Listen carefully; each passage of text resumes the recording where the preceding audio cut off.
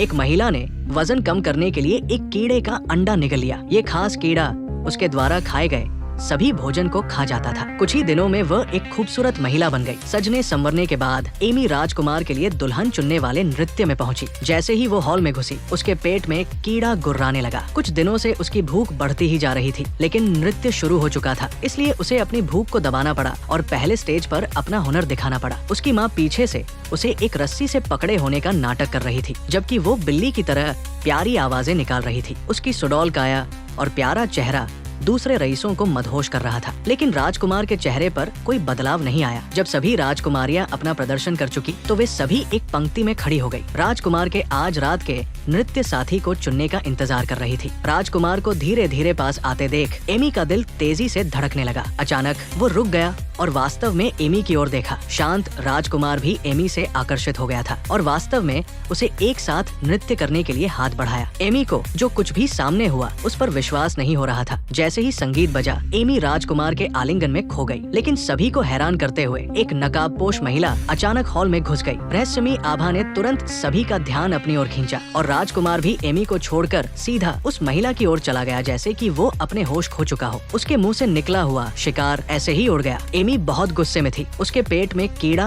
और भी तेजी से फड़फड़ाने लगा। वो खुद को रोक नहीं पाई और पास के हॉल में दौड़कर खूब उल्टी करने लगी। उल्टी की हुई चीजें सैकड़ों कीड़े के अंडे निकली। वे स्पष्ट रूप से एमी के पेट में बच्चे पैदा कर रहे थे। उसकी माँ ने जल्दी से एमी की हालत जांची। एमी को लगभग मरा हुआ देखकर भी उसकी माँ को जरा भी परवाह नहीं थी। उसने एमी का मुंह पोंछा और उससे कहा कि बाहर अभी भी बहुत सारे अमीर और शक्तिशाली लोग हैं और उसे राजकुमार से शादी करने के लिए इतना जिद करने की जरूरत नहीं है। एक थप्पड़ पड़ने पर एमी तुरंत ताजगी महसूस करने लगी और सफलतापूर्वक दूसरे रईसों के साथ नृत्य करने लगी। हालांकि वो अभी भी समय समय पर राजकुमार की कल्पना करने से खुद को रोक नहीं पाती थी। फिर एक सामूहिक झुकने वाले मूवमेंट के दौरान उसने देखा कि रहस्यमयी राजकुमारी उसकी अपनी चचेरी बहन थी, जो घोड़े के अस्तबल के लड़के के साथ मिली हुई थी। उसे तो नृत्य में भाग लेने का कोई अधिकार ही नहीं था। उसकी चचेरी बहन ने देखा कि वो उजागर हो गई है और डर कर तुरंत भाग गई। राजकुमार ने 800 मीटर तक उसका पीछा किया, लेकिन उसे पकड़ नहीं पाया और अंततः उसने अपनी गिरी हुई क्रिस्टल स्लीपर उठाई। तो राजकुमार ने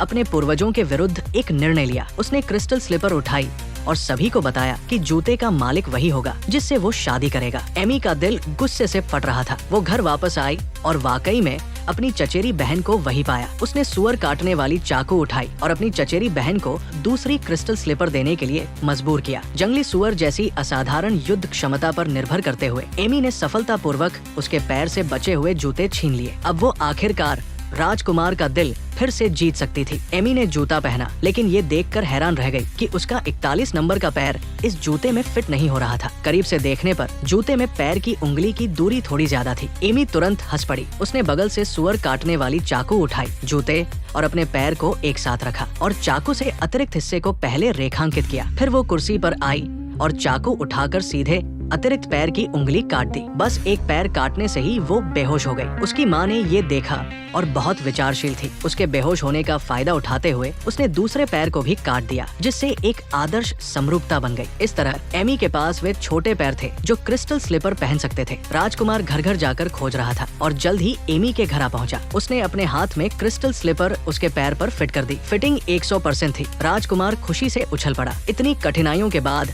आखिरकार उसे अपना प्यार मिल गया था। उसने एमी को उठाया और पूरी दुनिया को घोषणा की कि वे कल तुरंत शादी करेंगे। एमी खुद को राजकुमार को चूमने से रोक नहीं पाई। अगले ही पल वो अचानक सपने से जाग गई। पता चला कि पिछला दृश्य सिर्फ एक सपना था। असलियत में वो अपने कटे हुए पैर के कारण बिस्तर पर पड़ी हुई थी और हिल नहीं सकती थी। तभी बाहर राजकुमार के आने की आवाज सुनाई दी। एमी घबरा गई और जल्दी से बिस्तर से उतरकर दरवाजे की ओर रेंगने लगी। राजकुमार के साथ रहने का ये आखिरी मौका था और वो इसे बिल्कुल भी गंवाना नहीं चाहती थी। वो लुढ़कते गिरते हुए सीढ़ियों से नीचे लुढ़क गई, लेकिन देखा कि उसकी चचेरी बहन पहले ही सज-धज कर बाहर जाने की तैयारी कर रही थी। एमी ने अपनी इच्छा के अनुसार राजकुमार के विवाह की घोषणा सुनी, लेकिन ये उसके बारे में नहीं थी। धुंधलके में उसे लगा कि राजकुमार की आंखों में पंख है। लंबे समय का प्रयास अंततः एक भ्रम में बदल गया। लेकिन अच्छी बात यह है कि एमी को पूरी तरह से नहीं छोड़ा गया था। उसकी बहन ने उसे बचाया। वो कीटनाशक का एंटीडोट लाई और उसे एमी के मुंह में टपकाया, जिससे कीड़ा सफलतापूर्वक बाहर निकल गया। दोनों बहनें इस तरह से अपना सामान लेकर विकृत विचारों वाली अपनी माँ को छोड़कर एक साथ दूर की यात्रा पर निकल पड़ी।